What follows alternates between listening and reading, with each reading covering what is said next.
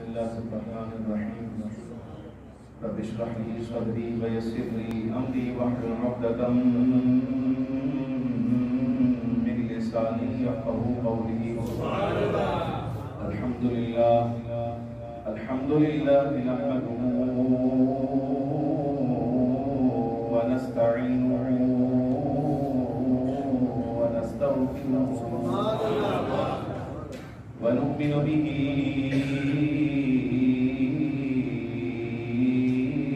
ونتوكل عليه ونعوذ بالله من شرور أنفسنا ومن سيئات أعمالنا. من يهده الله فلا مضل له ومن يضلله فلا هادي له. وأشهد أن لا إله إلا الله وحده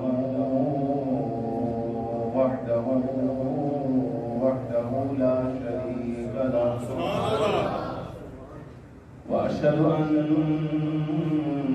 سيدنا ومولانا وملجأنا ومأوانا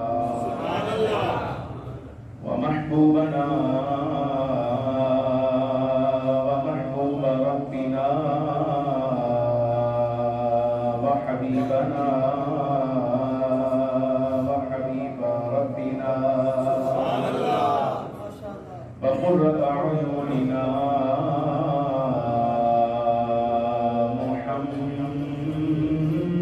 محمدا عبده ورسوله صلى الله تعالى عليه وعلى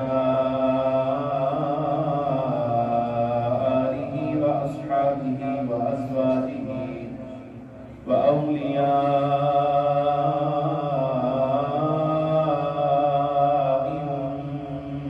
أمته وعلماء ملته والشهداء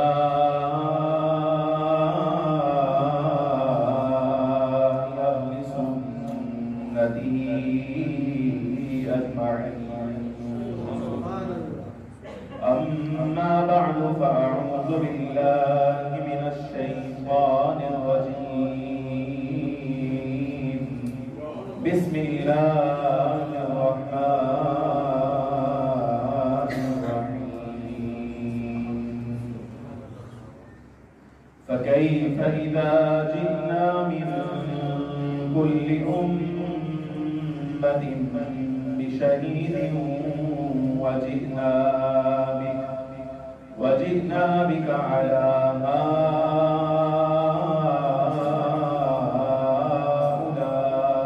هؤلاء شهيدا. وقال تعالى في مقام آخر: يا أيها النبي إنا أرسلناك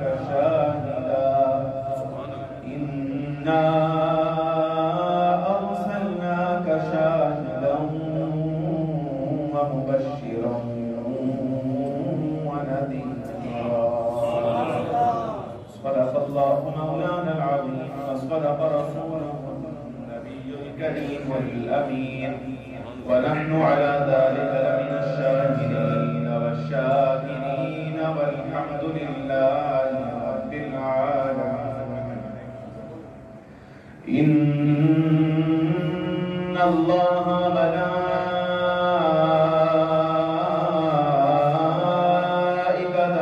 يصلون على النبي يا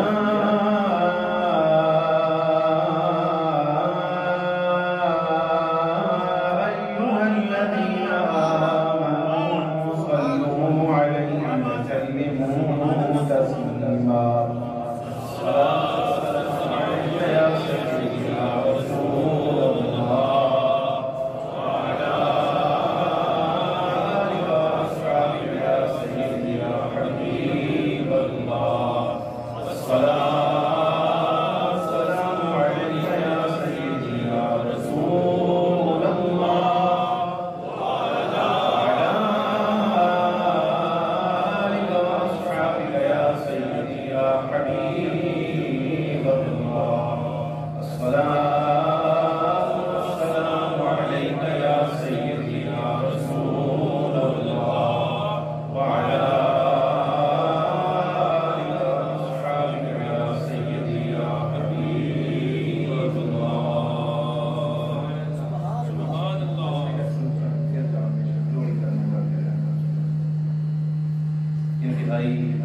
کے لائق، احترام کے لائق حاضرین و سامعین کرام، قرآن عزیز فرقان مجید کی سورہ آل عمران اور سورۃ الاحزاب سے ایک آیت آپ کے سامنے تلاوت کی ہے۔ دعا کریں کہ اللہ تعالیٰ حق بیان کرنے کی توفیق عطا فرمائے، اور جو کچھ گزارشات پیش کرنا چاہتا ہوں مالک و مولا ہمیں اس کے مطابق عقیدہ رکھنے کی اور عمل کرنے کی بھی توفیق عطا فرمائے۔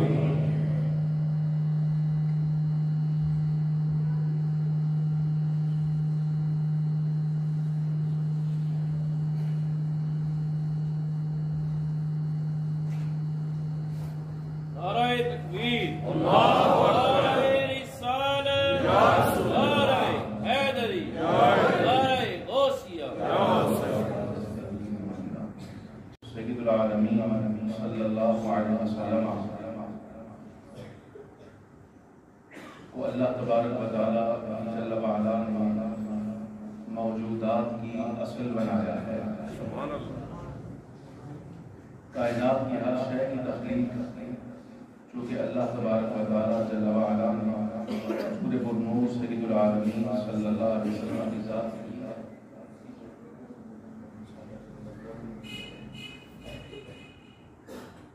توجہ فرمائیں، حضور پرنور سید العالمین صلی اللہ علیہ وسلم کو اللہ تبارک و تعالی جل وعلا نے موجودات یعنی کائنات میں جتنی بھی مخلوقات ہیں سب کی اصل بنایا ہے۔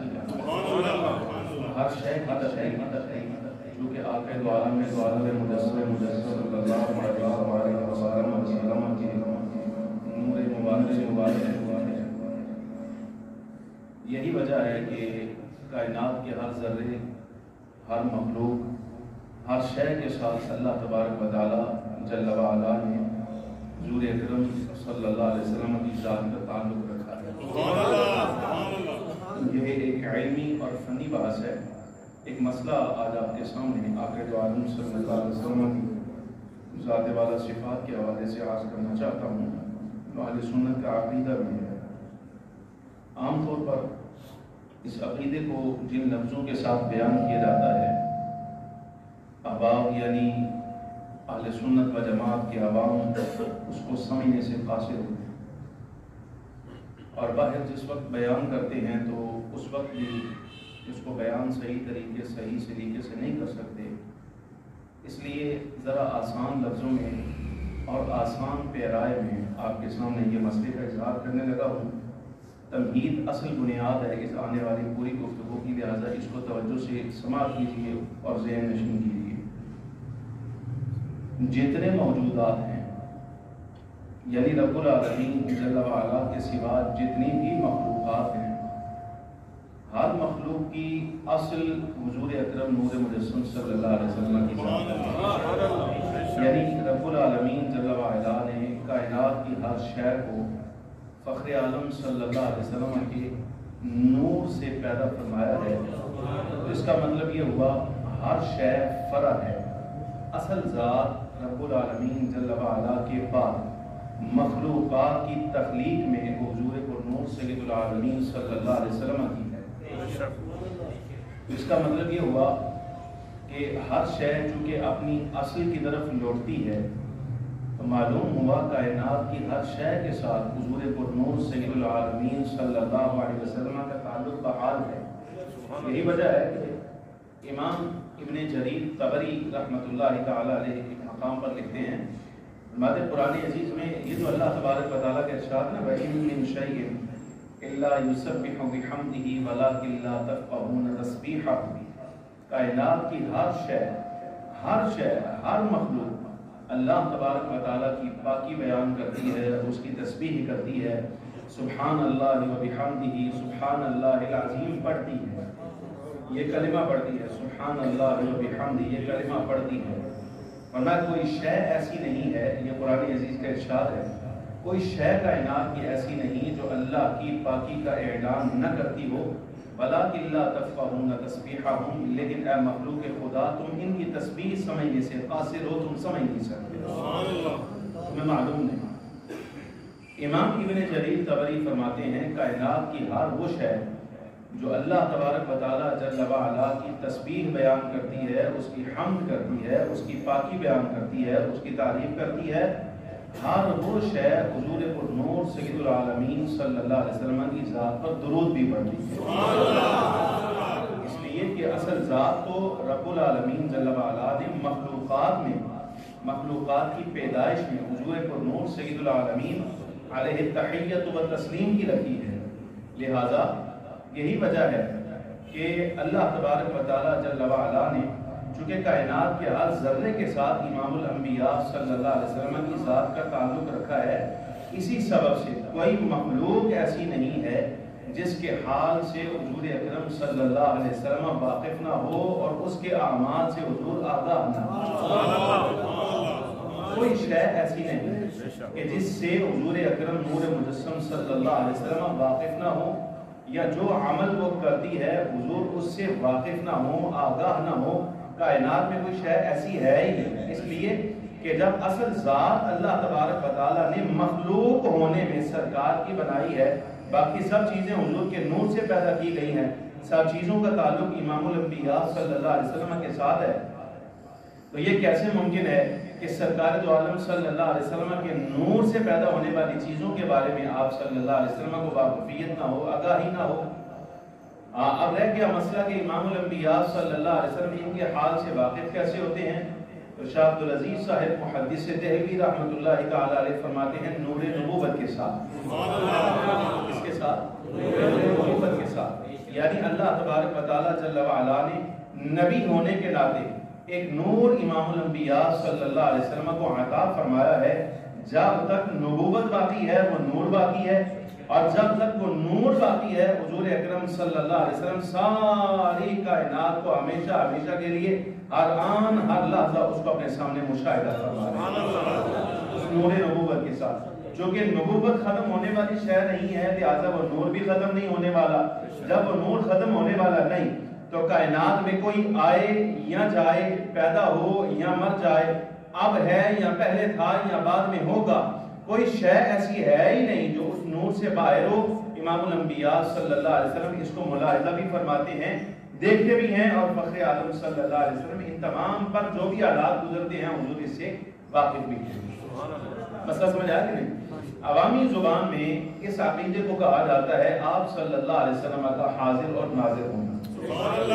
ایک یہاں غلطی میں آپ کے سامنے عرض کروں جو عوامی ہے، وہ یہ کہ عوام کا خیال یہ ہے کہ فخر عالم نور مجسم صلی اللہ علیہ وسلم اپنے جسد مبارک کے ساتھ ہر آن، ہر لمحہ، ہر لحظہ، ہر گھڑی، ہر جگہ حضور موجود ہوتے ہیں، یہ عوام کا خیال ہے۔ لیکن عقیدہ اہل سنت یہ نہیں ہے، یہ بے ادبی ہے امام الانبیاء صلی اللہ علیہ وسلم۔ جس وقت آپ یہ کہتے ہیں حضور ہر آن، ہر لحظہ، ہر لمحہ اور ہر حال میں حضور ہر جگہ اپنے جسد مبارک کے ساتھ موجود ہوتے ہیں، یہ عقیدہ اہل سنت نہیں، یہ امام الانبیاء صلی اللہ علیہ وسلم کی بے ادبی ہے۔ عقیدہ اہل سنت یہ ہے کائنات کی کوئی مخلوق ایسی نہیں ہے جس کے حال سے حضور اپنے مقام پر رہ کر واقف نہ ہو۔ ایک بات یہ، اور دوسری یہ بھی یاد رکھیں، ہاں ہر جگہ، ہر آن، ہر لحظہ اپنے جسد مبارک کے ساتھ موجود ہونا یہ عوامی خیال ہے، لیکن علمی عقیدہ یہ ہے، عالموں کا عقیدہ یہ ہے، واقف اسرار لوگوں کا عقیدہ یہ ہے، وہ کہتے ہیں حضور اکرم صلی اللہ علیہ وسلم اگر اپنے جسد مبارک کے ساتھ آج بھی حضور کہیں تشریف لے جانا چاہیں، یا جسد مبارک تو قبر انور کے مقام میں ہی رہے، حضور اکرم صلی اللہ علیہ وسلم کی روح شریف کہیں کسی مقام پر ظاہر ہونا چاہے تو فخر عالم نور مجسم صلی اللہ علیہ وسلم کی روح پاک ظاہر ہو سکتی ہے، اور اس شان سے ظاہر ہوگی جس مقام پہ حضور اپنی روح کے ساتھ اپنی مرضی سے تشریف لائے ہیں، حضور وہاں بھی موجود ہیں، اور قبر انور میں موجود جسد مبارک کے ساتھ اس روح کا تعلق بھی ختم نہیں ہوگا۔ بات سمجھ آئی کہ نہیں آئی؟ یہ بات جو ہے یہ بے ادبی میں آتی ہے۔ اگر کوئی بندہ یہ کہے کہ میں یہاں موجود ہوں، حضور اکرم صلی اللہ علیہ وسلم میرے سامنے موجود ہے، بھائی امام الانبیاء صلی اللہ علیہ وسلم تمہارے لیے کیوں تشریف لائیں؟ ہماری کیا حیثیت ہے؟ سمجھ آ رہی کہ نہیں؟ اگر کوئی بندہ یہ کہے کہ حضور میرے لیے یہ جو ہمارے ہاں یہ عقیدہ چل پڑا نا، بعض نقیب اور بعض ناخواں جو ہیں، خاص طور پر وہ احباب جو اس وقت پیشگی معاملات کر رہے ہوتے ہیں اور کچھ نہ کچھ چل رہا ہوتا ہے، تو خاص طور پر جیب خالی کرانے کے لیے یہ بات کہی جاتی ہے، حاجی صاحب تسی نہیں دیکھ رہے حضور ابھی بھی یہاں موجود ہے۔ سمجھ آ رہی کہ نہیں؟ یہ بے ادبی ہے امام الانبیاء صلی اللہ علیہ وسلم، اور یہ جہالت ہے، اور ہم اس عقیدے کا قطعاً دفاع نہیں کرتے۔ ہم جو بات کر رہے ہیں اس کو سمجھا جائے، اور یہ زبان ہماری علم یقین جانو، آپ کو سمجھ آئے یا نہ آئے، جن لوگوں کے ساتھ ہمارا اختلاف ہے ان کو تو یہ نیزہ بن کے لگے کہ جو بات ہم نے کی ابھی آپ کے سامنے، وہ کیا ہم نے کہا کائنات کی ہر شے کے ساتھ امام الانبیاء صلی اللہ علیہ وسلم کا تعلق ہے۔ فخر عالم صلی اللہ علیہ وسلم اپنے مقام پر رہ کر شرق ہو یا غرب، شمال ہو یا جنوب، کائنات کے کسی بندے کو، کسی حال کو، کسی کیفیت کو، حضور کسی مخلوق پر گزرنے والے کسی حال کو، اعمال کو، احوال کو، کسی شے بھی ملاحظہ فرمانا چاہے، کسی وقت بھی ملاحظہ فرمانا چاہے، تو اللہ رب العالمین جل وعلا نے کائنات کو حضور کے سامنے ایسے کر دیا ہے جیسے ہاتھ کی ہتھیلی ہوتی ہے۔ حضور اپنے مقام پر رہ کر شرق، غرب، شمال، جنوب، اوپر نیچے، ہر سمت، ہر انسان، مرد، عورت، کوئی مخلوق بھی ہو، حضور اکرم صلی اللہ علیہ وسلم ہما وقت اپنی قبر اندر میں ہر بندے کے احوال سے آگاہ ہے۔ اس وقت آپ کیا کر رہے ہیں، میں کیا کر رہا ہوں، اس کا علم امام الانبیاء صلی اللہ علیہ وسلم کو آپ کی قبر اندر میں موجود ہے۔ اگر سوال پیدا ہو گیا کہ ایسے حضور تو وصال فرما چکے ہیں، تو ہم کہیں گے یہاں بھی عقیدہ نظریہ آپ کا خراب ہے۔ یہ بات سمجھیے، امام الانبیاء صلی اللہ علیہ وسلم پر جو وصال کی کیفیت آئی ہے وہ فقط کچھ لمحات کے لیے آئی ہے۔ اللہ تبارک و تعالیٰ جل وعلا نے آپ کو آپ کی قبر انور میں ویسی ہی زندگی اور حیات عطا فرمائی ہے جیسی حیات ظاہری تھی، دنیا میں آپ موجود تھے، بلکہ اس سے بھی اعلیٰ زندگی عطا فرمائی ہے۔ اور حضور اپنی قبر انور کے اندر محصور نہیں ہے، بند نہیں ہے، اپنی شان، اپنی مرضی کے ساتھ، اپنی منشا سے امام الانبیاء صلی اللہ علیہ وسلم اگر آج بھی کسی مقام پر جانا چاہیں تو حضور جا سکتے ہیں، اور حضور اس شان سے جاتے ہیں، قبر بھی خالی نہیں ہوتی، جہاں جانا چاہیں حضور وہاں تشریف لے جاتے ہیں۔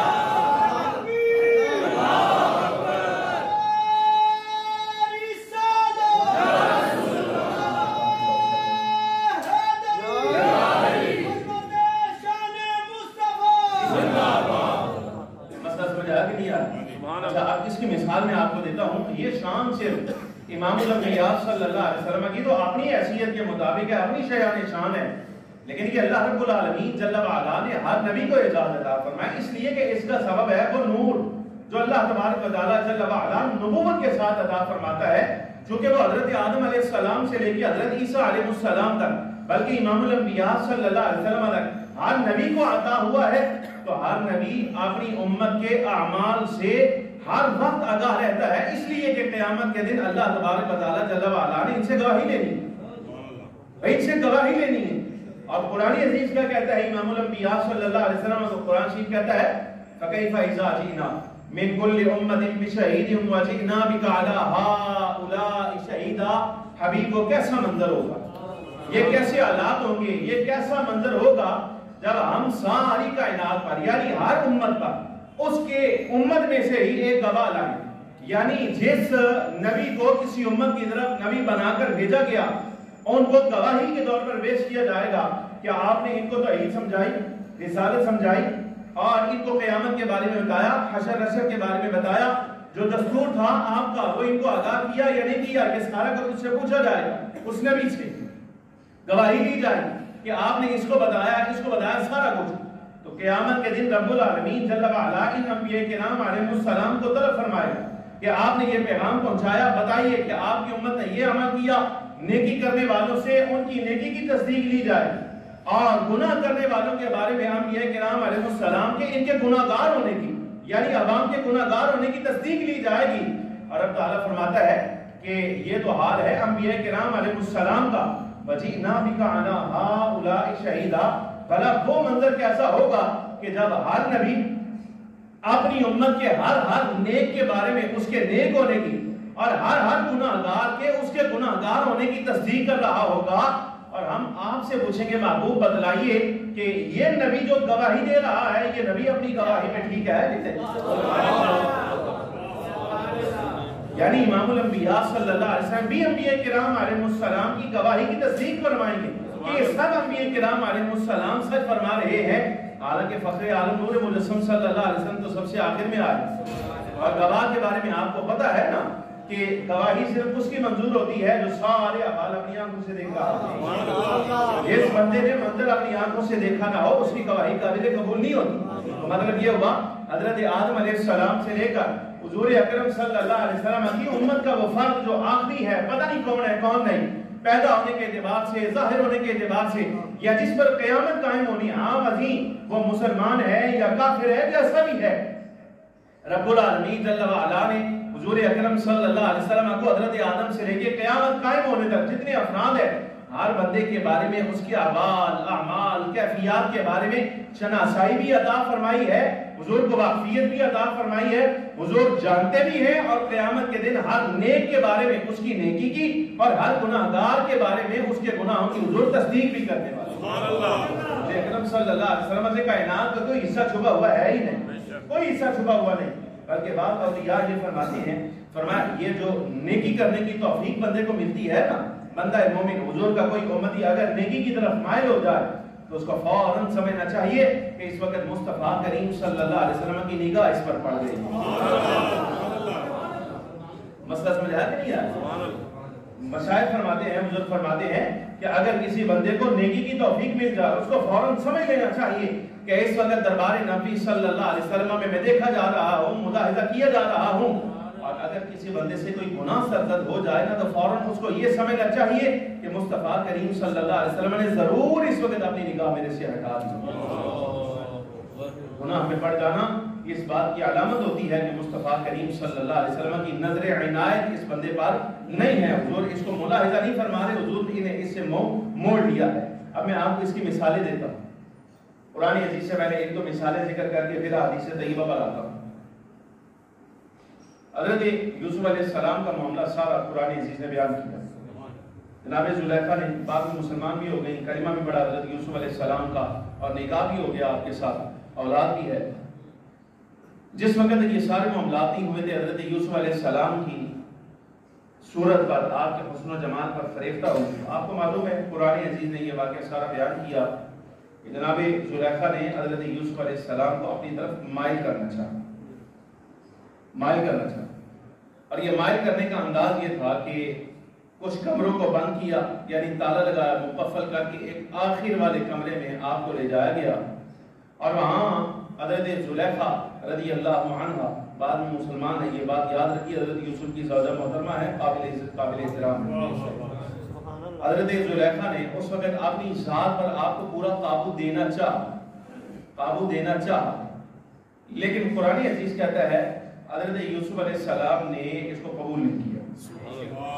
آپ نبی ہیں، اس کی وجہ کیا بنی؟ قرآن شریف نے خود بیان کی، وہ کیا فرمایا؟ بلغت ہمت بھی، جناب زلیخا نے جو ارادہ کر لیا، وَهَمَّ بِهَا لَوْلَا أَن رَأَىٰ بُرْهَانَ رَبِّهِ، اگر حضرت یوسف علیہ السلام جناب یوسف بھی ارادہ کر لیتے اگر اپنے رب کی دلیل نہ دیکھ لیتے، اپنے رب کی دلیل نہ دیکھ لیتے، جو کہ آپ نے اس وقت اسی لمحے میں جس وقت جناب زلیخا آپ کو اپنی طرف مائل کرنا چاہتی ہے، گناہ کی دعوت دینا چاہتی ہے، اگر اس وقت دلیل ربی، برہان ربی ظاہر نہ ہوتی تو قرآن عزیز کہتا ہے کہ شاید میں اعلان ہو جاتا، ایسا ممکن نہیں تھا کیونکہ آپ زمرہ انبیاء میں داخل ہیں، لیکن ایسا ہو سکتا تھا اس وقت جس وقت برہان ربی ظاہر نہ ہوتی، جو کہ برہان ربی آ گئی، آپ مائل نہ ہوئے۔ اچھا یہ برہان ربی کیا ہے؟ وہ دلیل کیا ہے جو اس وقت آپ نے ملاحظہ فرمائی کہ آپ جناب سیدہ زلیخا سے پیچھے ہٹے اور ان کے تسلط کو، ان پر قابو کو قبول نہ کیا اور ان کی طرف مائل نہ ہوئے، وہ دلیل کیا تھی؟ ائمہ کرام نے اس پر باتیں کی، یعنی مختلف باتیں۔ ایک اور یہ تھا جو کہ انبیاء کرام علیہ السلام پیدائش کے وقت سے ہی معصوم ہوتے ہیں، لہذا حضرت یوسف علیہ السلام کو یہ عصمت آ رہا ہے، یہ پاک دامنی آ رہا ہے۔ نمبر دو، انبیاء کرام علیہ السلام پیدائشی طور پر معلوم ہوتا ہے کہ اچھائی کیا ہے، برائی کیا ہے، چونکہ پیدائشی طور پہ آپ کو معلوم ہے کہ زنا ایک بدکاری ہے، بد کرداری ہے، گناہ ہے، لہذا آپ اس طرف مائل نہ ہوئے۔ لیکن کثیر ائمہ کرام مفسرین کا ایک مذہب اور ہے، جن میں حضرت امام عکرمہ داخل ہیں، حضرت مجاہد ہیں، حسن بصری ہیں، سعید ابن جبیر ہیں، قتادہ ہیں، امام ضحاک، مقاتل ابن سیرین جیسے اکابر مفسرین تابعین اتباع التابعین ہیں، وہ کیا کہتے ہیں؟ وہ کہتے ہیں اس دلیل ربی سے مراد یہ ہے کہ عین اس وقت جس وقت جناب زلیخا حضرت یوسف علیہ السلام کو اپنے قریب ہونے کی دعوت دے رہی ہیں، اسی لمحے حضرت یعقوب علیہ السلام اس کمرے میں ظاہر ہوئے ہیں۔ جناب زلیخا نے نہیں دیکھا، حضرت یوسف علیہ السلام دیکھ رہے ہیں۔ جناب یعقوب علیہ السلام نے اس طرح یہ انگلی جو ہے اپنی دانت کے نیچے دبائی ہوئی ہے پریشانی سے، اور ہٹا کے آپ کہتے ہیں کہ اے یوسف کیا تم اس کے قریب جانا چاہو گے؟ حالانکہ اللہ رب العالمین نے تمہیں زمرہ انبیاء میں داخل کیا ہے، اس سے علیحدگی اختیار کرو، اس سے علیحدگی اختیار کرو۔ حضرت یوسف علیہ السلام فوراً وہاں سے علیحدہ ہو گئے ہیں۔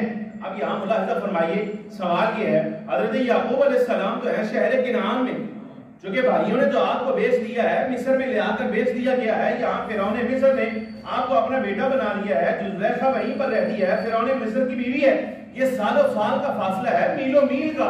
حضرت یعقوب علیہ السلام تو کنعان میں ہیں، تو مصر میں کیسے آئے؟ یہ مصر میں کیسے ظاہر ہوئے؟ اور پھر اس شان کے ساتھ کہ جناب یوسف تو دیکھ رہے ہیں لیکن حضرت زلیخا نہیں دیکھ رہی۔ تو پھر جواب کے لیے آپ کو اسی بات پر آنا چاہوں گا، لے آنا چاہوں گا جناب والا، جو کہ اللہ رب العالمین جل وعلا نے حضرت یوسف علیہ السلام اور حضرت یعقوب علیہ السلام دونوں کو نبوت عطا فرمائی، اور نبوت کے ساتھ وہ نور عطا ہوتا ہے کہ کائنات میں جو کچھ ہو رہا ہو نبی اپنی امت کے ہر حال سے واقف ہوتا ہے۔ تو جناب یعقوب علیہ السلام اگرچہ اس وقت کنعان میں موجود ہیں، کنعان میں رہ کر وہ حضرت یوسف علیہ السلام کے حالات کو نہ صرف یہ کہ دیکھ رہے ہیں بلکہ عین اسی لمحے اس کمرے میں ظاہر بھی ہو رہے ہیں اور حضرت یوسف علیہ السلام کی دستگیری بھی کر رہے ہیں، کی مدد بھی کر رہے ہیں۔ اب یہ دلیل ہے اس بات کی کہ اگر یعقوب علیہ السلام ماہ کنعان میں رہ کر مصر میں آ سکتے ہیں تو مصطفیٰ کریم صلی اللہ علیہ وسلم کے لیے کون سی ایسی رکاوٹ ہے کہ آپ مدینہ طیبہ میں رہ کر اپنی امت کے حالات سے آگاہی اختیار کریں؟ سبحان اللہ، بات سمجھائی کہ نہیں آئی؟ اچھا، اسی طرح ایک بات اور یہ بھی قابل غور ہے، قرآن عزیز نے واقعہ بیان کیا ملکہ بلقیس کا۔ اب حضرت سلیمان علیہ السلام حاضرین میں سے کہتے ہیں کہ تم میں سے ہے کوئی بندہ ایسا جو ملکہ بلقیس کا تخت لے آئے میرے پاس؟ تو آپ کی امت کے ایک فرد جس کا نام آصف ہے وہ کھڑا ہوتا ہے کہ آج حضور میں لے آؤں گا۔ اب لکھنے والے یہ لکھتے ہیں، قرآن عزیز بھی یہی کہتا ہے کہ آنے واحد میں، یعنی ابھی پلک اوپر کر کے نیچے کی ہے، نظر اوپر کر کے آپ نیچے لائے ہیں تو تخت حاضر موجود ہے یہاں پر۔ اور دیکھنے میں آیا کہ حضرت آصف بن برقیہ اس مجلس سے غائب بھی نہیں ہوئے، یہاں موجود بھی ہیں، یہیں رہے بھی ہیں، اور تخت بھی میل و میل کے فاصلے سے یہاں حاضر کر دیا ہے۔ سوال پیدا ہوتا ہے یہ کیسے ممکن ہوا؟ اب تخت لانے کے لیے تو پہلے علم ہونا چاہیے کہ تخت ہے، پھر یہ پتا ہونا چاہیے کہ کہاں ہے، پھر یہ معلوم کرنا چاہیے مسافت کتنی ہے، پھر دیکھنا چاہیے اس کا وزن کتنا ہے، حجم کتنا ہے، کہاں پڑا ہے، کیسے لایا جائے گا۔ اب وہ 80 فٹ چوڑا 40 فٹ لمبا، یہ اس کی لمبائی چوڑائی ہے، اور میل و میل کے فاصلے پر وہ پڑا ہے۔ لیکن یہ حضرت آصف بن برقیہ کا کمال دیکھیے تو اللہ نے عطا فرمایا، آپ حضرت سلیمان علیہ السلام کی مجلس سے غائب بھی نہیں ہوئے، یہاں موجود بھی ہیں۔ اور امام راضی رحمت اللہ تعالی علیہ لکھتے ہیں آپ نے یہیں بیٹھ کر اس تخت کو زمین کے نیچے سے ایسے گزارا ہے کہ آنے واحد میں حضرت سلیمان علیہ السلام کی نگاہ ابھی اوپر سے نیچے نہیں آئی کہ حضرت آصف بن برقیہ نے میل اور میل کے فاصلے پر موجود وہ تخت جو ہے حضرت سلیمان علیہ السلام کی چاہت پر آپ کی مجلس میں حاضر کر دیا۔ بندہ یہاں موجود ہے، اس کو مسافت بھی پتہ ہے، علم بھی ہے، حجم بھی پتہ ہے، وزن بھی پتہ ہے، سفر کا بھی پتہ ہے، جگہ کا بھی پتہ ہے، مقام کا تعین بھی ہے، ہر شے ہو کر وہ بندہ اپنی جگہ سے ہل بھی نہیں رہا، اور علم ہونے کے باوجود سارا کچھ کر کر آگے تک بھی حاضر کر رہا ہے۔ یہ کون سی قوت ہے؟ آپ ہمیں بتلا دیجئے۔ سمجھ آ رہی کہ نہیں؟ یہ کون سی قوت ہے؟ آپ ہمیں بتلا دیجئے۔ نہیں تو اگر آپ کو نہیں معلوم تو ہم بتا دیتے ہیں، یہ اللہ رب العالمین جل وعلا انبیاء کو نور نبوت کی صورت میں عطا کرتا ہے، اور نبی کریم صلی اللہ علیہ وسلم یا باقی انبیاء کرام علیہ السلام کے ذریعے سے اس امت کے ہر بلی کو نبی کے ذریعے سے عطا کی جاتی ہے، جو شان اللہ تبارک و تعالی جل وعلا دیکھنے کے اعتبار سے، ملاحظہ کرنے کے اعتبار سے انبیاء کو عطا فرماتا ہے، وہ انبیاء کا غلام ہونے کے ناطے اس امت کے اولیاء کو بھی عطا فرماتا ہے۔ لیکن یہ یاد رہنا چاہیے کہ انبیاء کرام علیہ السلام کی قوت براہ راست تابع ہوتی ہے اللہ تبارک و تعالیٰ کی تابع، اس کے طاقت قوت کے، اور جو اولیاء کرام ہیں ان کی قوت طاقت جو ان کو ملتی ہے وہ انبیاء کرام علیہ السلام کے وسیلے اور ذریعے سے ملا کرتی ہے، چونکہ ان کی ولایت جو ہے یہ تابع ہوا کرتی ہے۔ اب اس پر میں بعض حدیث بھی آپ کے سامنے عرض کرتا ہوں۔ صحیح مسلم کے اندر روایت موجود ہے، آدھے لفظ پڑھ دیتا ہوں۔ فخر عالم نور مجسم صلی اللہ علیہ وسلم نے ارشاد فرمایا ان اللہ زوالی الارض، بے شک اللہ رب العالمین جل وعلا نے ساری زمین کو میرے لیے سمیٹ دیا، فرأیت مشارقہا و مغاربہا، میں زمین کے ہر مشرق کو دیکھ بھی رہا ہوں اور ہر مغرب کو بھی ملاحظہ فرما رہا ہوں۔ یعنی رب العالمین جل وعلا نے یہ مشارق کا لفظ بولا ہے، مشرق کا لفظ نہیں بولا۔ اس میں حکمت پتہ کیا ہے؟ حکمت اس کی یہ ہے کہ سورج ہر دن ایک نئے مقام سے طلوع ہوتا ہے اور ایک نئے مقام پر غروب ہوتا ہے۔ یہ جو آپ وقت کی کمی بیشی دیکھتے ہیں کہ سردیوں میں دن جو ہے چھوٹا ہو جاتا ہے، رات لمبی ہو جاتی ہے، گرمیوں میں دن بڑا ہو جاتا ہے، رات چھوٹی ہو جاتی ہے، یہ اس لیے کہ سورج ہر دن ایک نئے مقام سے طلوع ہو رہا ہے اور ایک نئے مقام پہ غروب ہو رہا ہے۔ جس دن طلوع ہوتا ہے اس کا مشرق الگ ہوتا ہے اور جس دن غروب ہوتا ہے اس کا مغرب بھی الگ ہوتا ہے۔ یعنی اللہ رب العالمین جل وعلا نے سورج کے لیے جو مدار مقرر کی ہے، اگر سال کے اندر 360 دن ہے، 355 دن ہے یا 352 جتنے بھی ہیں، چاند کے اعتبار سے جناب والا ہر دن کا مشرق بھی الگ ہے، مغرب بھی الگ ہے۔ امام الانبیاء صلی اللہ علیہ وسلم فرماتے ہیں سورج جس دن بھی جس مشرق سے چاہے طلوع ہو جائے، جس مغرب میں چاہے غروب ہو جائے، اللہ رب العالمین جل وعلا نے ساری زمین سمیٹ کر میرے سامنے کر دی ہے۔ میں نے ہر مشرق بھی دیکھا ہے، ہر مغرب بھی دیکھا ہے، کائنات کی کوئی شے اللہ نے میرے سے چھپائی ہی نہیں۔ ہر شے اللہ تبارک و تعالیٰ جل وعلا نے میرے سامنے حاضر رکھی ہے، موجود رکھی۔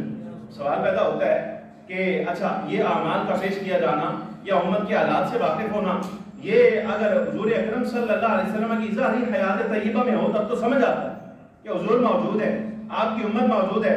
لیکن سوال یہ ہے کہ جس وقت آقا دو عالم صلی اللہ علیہ وسلم اس دنیا سے بظاہر تشریف لے گئے، کیا اب بھی فخر عالم نور مجسم صلی اللہ علیہ وسلم کے لیے یہ قوت آخر موجود ہے؟ بھائی سمجھ آ رہی کہ نہیں آ رہی؟ سوال حل کرنے لگا ہوں اس مسئلے کا۔ سوال یہ ہے کہ فخر عالم صلی اللہ علیہ وسلم جس وقت حیات ظاہری کے ساتھ موجود ہیں تب تو سمجھ آتا ہے کہ امام الانبیاء صلی اللہ علیہ وسلم اپنی امت کے اعمال ملاحظہ فرما رہے ہیں، چاہے نور نبوت کے ساتھ دیکھیں یا فرشتہ آ کر دے جائے، جیسے بھی ہو اعمال کو حضور ملاحظہ فرمائیں۔ میں آگے حدیث کوٹ کروں گا، لیکن جس وقت سرکار بظاہر اس دنیا سے تشریف لے جائیں، اب امت کی تو بدلی ہو رہی ہے، کوئی مر رہا ہے، کوئی جی رہا ہے، کوئی آ رہا ہے، کوئی جا رہا ہے، کوئی سو رہا ہے، کوئی جاگ رہا ہے، کوئی نیکی کر رہا ہے، کوئی برائی کر رہا ہے، کس حال میں ہے کس حال میں نہیں۔ تو کیا حضور اکرم صلی اللہ علیہ وسلم کے وصال ظاہری کے بعد بھی یہ حالت باقی ہے؟ میں کہتا ہوں یہ سوال چھوٹا ہے، بات اس سے آگے چلی گئی، سمجھ آ رہی کہ نہیں؟ بات یہ آپ سے آگے چلی گئی ہے۔ آپ ابھی تک صرف یہ ٹول لگا رہے ہیں کہ فخر عالم صلی اللہ علیہ وسلم آپ اپنی امت کے آنے والی امت کے اعمال سے واقف ہیں یا نہیں، بات تو اس سے آگے چلی گئی ہے۔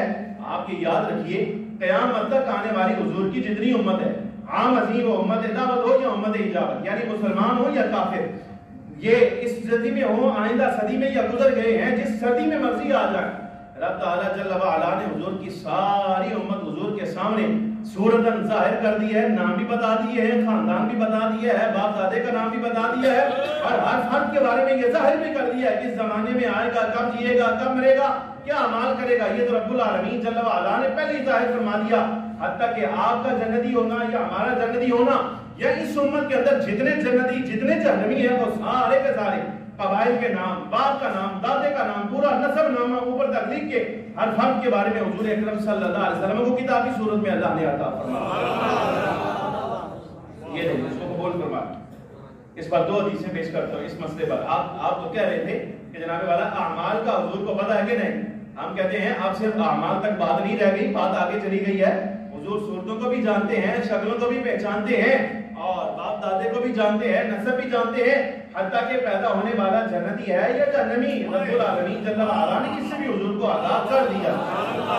بات آگے آتی ہے، بات آگے ہے، دلیل تھی۔ کنز العمال کے اندر بھی روایت موجود ہے، جامع صغیر کے اندر حافظ جلال سیوطی رحمۃ اللہ تعالی علیہ فخر عالم صلی اللہ علیہ وسلم نے اپنے اصحاب سے فرمایا عودت علی امت البارحہ لدى هذه الحجرہ، فرمایا میرے اصحاب یہ جو رات گزر گئی رب العالمین جل وعلا نے کل رات میری ساری امت میرے اس حجرے کے دروازے پر میرے سامنے پیش کی، میرے سامنے میری ساری امت پیش کی ہے۔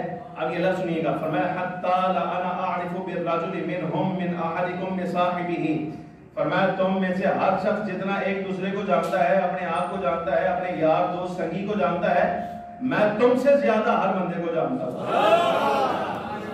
میں تم سے زیادہ جانتا ہوں ہر شخص کو۔ یا رسول اللہ کیسے پیش کی گئی؟ فرمایا شبروا لی فی الدین، میرے امتی، ہر امتی، میری ساری امت میں سے ہر ایک امتی کے بارے میں رب العالمین جل وعلا نے ملائکہ کو بھیجا ہے جو ہر بندے کی صورت مٹی پر بنا کے مجھے دکھا رہے ہیں، یا رسول اللہ اس کا نام یہ ہے، اس کا باپ یہ ہے، دادا یہ ہے، اعمال اس کے یہ ہیں، جنت میں جائے گا، جہنم میں جائے گا، جو کچھ بھی ہے رب العالمین جل وعلا نے یہی صورت بنا کر میرے سامنے ظاہر کر۔ حدیث کی بات مشکات کے اندر روایت موجود ہے، صحابہ کرام علیہم رضوان فرماتے ہیں آقا دو عالم نبی محتشم صلی اللہ علیہ وسلم تشریف لا، دائیں ہاتھ میں بھی کتاب ہے، بائیں ہاتھ میں بھی کتاب، دونوں کتابیں ظاہر فرمائیں۔ فرمایا میرے اصحاب جانتے ہو یہ کیا ہے؟ یا رسول اللہ اللہ جانتا ہے یا اس کا رسول جانتے ہیں یہ کتابیں کیا ہے؟ فرمایا یہ جو کتاب دائیں ہاتھ میں دیکھ رہے ہو، رب العالمین جل وعلا نے قیامت تک آنے والے جتنے جنتی ہیں ان کے نام، ان کے باپ، قبائل، سارا کچھ لکھ کے یہ مجھے کتاب بھیجی۔ مشکات کی روایت۔ اور یہ جو ہاتھ میں تم دیکھ رہے ہو، یہ کتاب دیکھ رہے ہو، بائیں ہاتھ میں رب العالمین جل وعلا نے میری امت میں قیامت تک آنے والے جتنے جہنمی ہیں سب کے نام، باپ، دادا، پورا نسب نامہ لکھ کر، اور ساتھ ہی اس قبیلے خاندان سے تعلق رکھتا ہے کہ زمانے میں ظاہر ہونے والا ہے، رب العالمین جل وعلا نے وہ نام سارے لکھ کر مجھے دے دیے ہیں۔ پہلی حدیث میں صورتیں دکھا دی ہیں، دوسری حدیث کے اندر نام بتا کر، قبائل بتا کر، باپ دادا کا نسب بتا کے سارا کچھ جنتی جہنمی ہونا بھی ملاحظہ کروا دیا ہے رب العالمین جل وعلا نے۔ یہ فرما کے فخر عالم نور مجسم صلی اللہ علیہ وسلم نے کتابوں کو ایسے جاڑا ہوا میں اٹھایا تو صحابہ کرام رضی اللہ تعالیٰ عنہ اجمعین فرماتے ہیں ہمارے دیکھتے ہی دیکھتے آسمان کی طرف وہ کتابیں وارد ہوئی۔ سبحان اللہ۔ مشکات کی روایت۔ اب آپ اندازہ فرمائیے کہ اگر جنتی جہنمی ہونا بھی رب العالمین جل وعلا نے امام الانبیاء صلی اللہ علیہ وسلم کو اس سے بھی آگاہ کر دیا تو پیچھے کو بات رہ جاتی۔ اچھا یہ ملاحظہ فرمائیے حلیۃ الاولیاء، یہ حدیث کا تلاش کرتے ہوئے آپ یقین جانیے کل 2 گھنٹے لگے مجھے، میرے ذہن میں تھی لیکن میں بغیر پڑھے دوبارہ سے اس کو بیان نہیں کرنا چاہتا تھا۔ آج صاحب کی ادھر پروگرام تھا، تاخیر اسی وجہ سے ہوئی کہ جناب والا یہ حدیث پاک تلاش کر رہا تھا۔ حضرت عبداللہ ابن عمر رضی اللہ تعالیٰ فرماتے ہیں حلیۃ الاولیاء جلد 5 اس کی، حضرت عبداللہ ابن عمر رضی اللہ تعالیٰ فرماتے ہیں قال رسول اللہ صلی اللہ علیہ وسلم ان اللہ عز وجل قد رفع لی الدنیا فانا انظر الیہا وَإِلَى مَا هُوَ كَائِنٌ إِلَى يَوْمِ الْقِيَامَةِ كَأَنَّمَا أَنظُرُ إِلَى كَفِّ هَذِهِ او کما قال صلی اللہ علیہ وسلم۔ سرکار نے ارشاد فرمایا بے شک اللہ تبارک و تعالی جل وعلا نے ساری دنیا میرے سامنے بلند کر، سبحان اللہ، ساری دنیا میرے سامنے بلند کی، فَأَنَا أَنظُرُ إِلَيْهَا، میں نے ساری دنیا کو ملاحظہ کر لیا، میں نے ساری دنیا کو دیکھ لیا۔ اب کہنے والا یہ کہہ سکتا ہے کہ حضور نے اپنے زمانے میں جو کچھ تھا ساری دنیا کے اندر بس وہ ملاحظہ کیا، لیکن ہم کہتے ہیں جناب والا صرف وہ ملاحظہ نہیں کیا، حضور آگے بھی کچھ فرما رہے ہیں اور وہ لفظ یہ ہے وَإِلَى مَا هُوَ كَائِنٌ إِلَى يَوْمِ الْقِيَامَةِ، یعنی دنیا میرے زمانے میں جیسی ہے رب العالمین جل وعلا نے وہ بلند کر کے میرے سامنے کر دی ہے، میں نے اس کو بھی دیکھ لیا ہے، اور قیامت تک شرق غرب شمال جنوب کی جو صورت بھی ہوگی رب العالمین نے وہ بھی بتا دی ہے، اور میں کیسے دیکھ رہا ہوں؟ فرمایا کأنما انظر الی کفی ہذہ، میں نے ساری کائنات قیامت تک جو اس کی شکل صورت بنتی ہے ایسے دیکھ رہا ہوں جیسے اپنی ہتھیلی کو ملاحظہ کرتا ہوں۔ فرمایا اس سے بھی زیادہ مختلف کوئی نہیں، جتنا ہتھیلی دیکھنا آسان ہے فرمایا ہمارے لیے ساری کائنات کا مشاہدہ کرنا اسی طرح آسان ہے، کوئی مشکل نہیں ہمارے لیے۔ اور حضرت عبداللہ ابن مسعود رضی اللہ تعالیٰ عنہ فرماتے ہیں، یہ حافظ ابن کثیر نے البدایہ والنہایہ کے اندر اور ویسے مسند بزار کے اندر روایت موجود ہے، حضرت عبداللہ ابن مسعود رضی اللہ تعالیٰ عنہ فرماتے ہیں امام الانبیاء صلی اللہ علیہ وسلم نے ارشاد فرمایا بے شک اللہ تبارک و تعالیٰ جل وعلا کے کچھ فرشتے ایسے ہیں جو ساری زمین کا چکر کاٹتے ہیں، ساری زمین کا چکر کاٹتے ہیں، میرا جو امتی جس کیفیت میں مجھے سلام پیش کرتا ہے وہ اس کا سلام میرے تک پہنچاتے ہیں۔ اول بات یہ، اور دوسری بات فرمایا حیاتی خیر لکم، میری زندگی تمہارے لیے بہتر ہے، یحدثون، تم مجھ سے باتیں کرتے ہو، میں تمہارے ساتھ گفتگو کرتا ہوں، تم اپنے مسائل لاتے ہو، میں حل کر دیتا ہوں، اور یہ یاد رکھنا میرا اس دنیا سے بظاہر پردہ کر جانا، تمہاری آنکھوں سے روپوش ہو جانا، یہ بھی تمہارے لیے بہتر ہے،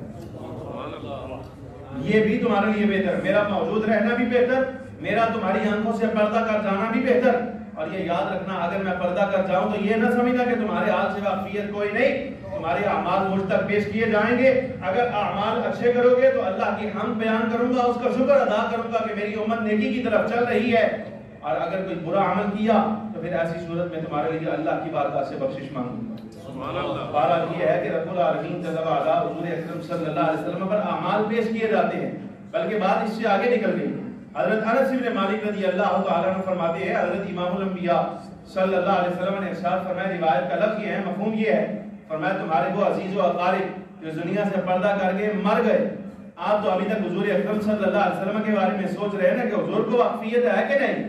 سرکار فرماتے ہیں جو تمہارے اموات یعنی تمہارے رشتہ دار اعزا اقربا اس دنیا سے چلے گئے، اللہ تبارک و تعالیٰ جل وعلا کے حکم سے تمہارے اعمال ان کو ان کی قبروں میں بتائے جاتے ہیں. بھائی تو اٹے کس نے دیا کرتوتن، بیٹا یہ کر رہا ہے، بیٹی یہ کر رہی ہے، باپ اگر مر گیا ہے تو اس کو بتلایا جاتا ہے، دادا مر گیا ہے تو اس کو بتلایا جاتا ہے. جو فرماتے ہیں جتنے اعزا اقربا تمہاری دنیا سے چلے جائیں، رب العالمین تمہارے اعمال سے انہیں آگاہ کرتا ہے، اور وہ قبر والے تمہارے رشتہ دار اگر تمہارے اعمال اچھے ہوں تو خوش ہو جاتے ہیں، اللہ کی تعریف کرتے ہیں، اس پر خوشی کا اظہار کرتے ہیں. لیکن اگر تمہارے اعمال برے ہوں تو دعا کرتے ہیں اللہ اس کو اس وقت تک موت نہ دینا جس وقت تک تو اس کو ویسے ہدایت نہ دیتے جیسے ہمیں ہدایت عطا توجہ ہے کہ نہیں. یعنی باپ دادا بھی اگر اس دنیا سے رخصت ہو جائیں تو رب العالمین جل وعلا انہیں بھی اعمال سے آگاہی دیتا ہے. لیکن فرق یہ ہے کہ امام قرطبی لکھتے ہیں، فرمایا یہ پھر فرق کیسے ہوگا اگر باپ دادا پر بھی پیش کیے جاتے ہیں اور حضور اکرم صلی اللہ علیہ وسلم پر بھی پیش کیے جاتے ہیں تو دونوں میں فرق کیا. پہلا فرق اس میں یہ ہے کہ جب باپ دادا پر پیش کیے جاتے ہیں نا تو صرف جمعۃ المبارک کے دن دیے جاتے ہیں، یعنی پورے ہفتے میں جتنے عمل ہم نے کیے ہیں وہ ہمارے باپ دادا تک جمعے والے دن پہنچا دیے جائیں گے، انہیں بتایا جائے گا. اگر اعمال اچھے ہیں تو قبر کے اندر خوش ہو جائیں، اور اگر اعمال برے ہیں تو پھر وہ دعا کریں گے اللہ اس کو ویسی ہدایت دے جیسے تم نے ہمیں ہدایت دی، اس کو اس وقت تک موت نہ دینا جب تک سیدھی راہ پر نہ آ جائے. یہ فرق ہے. لیکن امام الانبیاء صلی اللہ علیہ وسلم کو ایسا نہیں کہ صرف جمعے کے دن اعمال پیش کیے جاتے ہیں، بلکہ فخر عالم نور مجسم صلی اللہ علیہ وسلم کو حضور کی ساری امت کے اعمال روزانہ کی بنیاد پر پیش کیا. بات سمجھ آئی کہ نہیں آئی؟ تو مطلب یہ ہوا اللہ رب العالمین جل وعلا نے حضور اکرم صلی اللہ علیہ وسلم کو یہ شان عطا فرمائی ہے کہ کائنات کی کوئی شے حضور کے ملاحظہ سے باہر نہیں، حضور کے مشاہدہ سے باہر نہیں. حضور اپنی قبر انور سے غائب ہوئے بغیر یعنی غیر موجود ہوئے بغیر کہیں آنا چاہیں جانا چاہیں، چاہے جسد اقدس کے ساتھ یا روح مبارک کے ساتھ حضور جا سکتے ہیں، آ سکتے ہیں. وہ مقام بھی خالی نہیں ہوگا. وہ بندہ اعتراض کرے نا کہ جناب آپ تو کہتے ہیں کہ امام الانبیاء صلی اللہ علیہ وسلم کہیں آ سکتے ہیں جا سکتے ہیں، تو اگر حضور حج کے ایام میں حج کے لیے چلے جائیں تو جو لوگ یہاں روضہ انور میں آ کے مواجہ شریف پر سلام عرض کریں گے تو مطلب یہ قبر انور خالی ہے. والسلام علیکہ یا رسول اللہ اگر کہیں گے تو قبر خالی ہوگی. کہا نہیں. تمہیں کس نے کہا؟ اللہ نے حبیب اکرم صلی اللہ علیہ وسلم کو یہ شان عطا فرمائی ہے، سب انبیاء کو یہ شان عطا فرمائی ہے. جو نبی بظاہر اس دنیا سے پردہ کر گیا، الانبیاء احیاء فی قبورہم یصلون، فرمایا انبیاء کرام علیہ السلام اپنی قبروں میں زندہ ہیں، نماز بھی پڑھتے ہیں. اور علماء فرماتے ہیں جب حج کے ایام آتے ہیں تو حج کے لیے بھی تشریف لاتے ہیں. فرق یہ ہے کہ جب انبیاء کرام علیہ السلام حج کے لیے آئے ہوں تو اللہ نے یہ شان عطا فرمائی ہے ادھر حج کے لیے بھی موجود ہوتے ہیں اور وہاں قبریں بھی ان کے وجود سے خالی نہیں ہوتی. قبر کے بعد جو کچھ ہو رہا ہے وہ اس کا بھی ملاحظہ فرما رہے ہوتے ہیں. یہ انبیاء کرام علیہ السلام کو اللہ نے شان عطا فرمائی ہے. بلکہ فخر عالم صلی اللہ علیہ وسلم کی حدیث پاک ہے، فرمایا جس وقت تم اپنے گھر میں داخل ہو نا تو چاہیے گھر میں اگر افراد موجود ہوں تو ان کو سلام کرو، السلام علیکم ورحمۃ اللہ وبرکاتہ. آپ گھر جاتے سلام کرتے ہیں نا. سوال ہے فرمایا اگر گھر خالی ہو تو پھر کیا کرنا چاہیے؟ فرمایا گھر داخل ہو نا تو پھر کہا کرو السلام علیکم ایھا النبی ورحمۃ اللہ وبرکاتہ. فرمایا گھر داخل ہو اور گھر میں کوئی فرد موجود نہ ہو تو یہ نہ سمجھنا کہ گھر میں آپ ہے ہی کوئی نہیں. تمہارے جتنے خالی گھر ہیں وہ ہماری نگاہ کے سامنے موجود ہیں، ہمیں سلام کیا. السلام علیکم ایھا النبی ورحمۃ اللہ وبرکاتہ کو پڑھا. خلاصہ کلام یہ ہے، یہ یاد رکھیے عقیدہ اہل سنت کا یہ کہ اللہ رب العالمین جل وعلا نے ساری کائنات کو حضور اکرم صلی اللہ علیہ وسلم کے سامنے پیش کیا ہے. آپ کے ہمارے جتنے اعمال ہیں چاہے اچھے ہوں یا برے، مسلمان کے ہوں یا کافر کے، دن رات کے ہوں، کسی کیفیت میں، یعنی آپ نے اعلانیہ کیے یا جناب والا چھپ کر کیے، رب تعالیٰ جل وعلا سارے اعمال سے حضور اکرم صلی اللہ علیہ وسلم کو آگاہ کرتا ہے. حضور نور نبوت کے ساتھ اس کو ملاحظہ فرماتے ہیں. ہاں یہ کہنا کہ حضور ہر آن ہر لحظہ ہر لمحہ حضور ہر جگہ موجود ہوتے ہیں، یہ حضور کی شان کے خلاف ہے، یہ بے ادبی ہے. اس لیے کہ آپ جن احوال میں ہوتے ہیں کہ آپ کو معلوم ہے بھائی، نہیں سمجھ آ رہی بھائی. یہ ہوتا ہے نا کہ کہتے ہیں بعض ناخواں اگر جوش میں آ جائیں نا، کہتے ہیں کہ آپ جو کچھ اس وقت کر رہے ہیں نا حضور دیکھ رہے ہیں. ہمارا بھی دل کرتا ہے بعض اوقات، چونکہ ایسا ہوتا ہے کہ بعض ناخواں ایسے ہوتے ہیں جو دنیا داری کے معاملات کے اندر حضور کی پڑھ رہے ہوتے ہیں لیکن توجہ کسی اور طرف ہوتی ہے. پھر ہم ان کو کہتے ہیں یار بڑی عجیب بات ہے، تمہیں پتہ بھی ہے کہ حضور دیکھ رہے ہیں، اس کے باوجود تم ایسے کام کر رہے ہو. سمجھ آ رہی کہ نہیں آ رہی؟ یہ ساری چیزیں ذہن میں رکھنی چاہیے. جب آپ اللہ اور اس کے رسول کی تعریف کریں، کوئی عمل بھی کر رہے ہو، یہ ضرور یاد رکھیں اللہ تبارک و تعالیٰ تو آگاہ ہے ہی ہے. رب العالمین جل وعلا نے اپنے حبیب اکرم صلی اللہ علیہ وسلم کو بھی آگاہی عطا فرمائی. سمجھ آ رہی کہ نہیں؟ یہی عقیدہ اہل سنت ہے، اسی کو حاضر ناظر ہونا کہتے ہیں.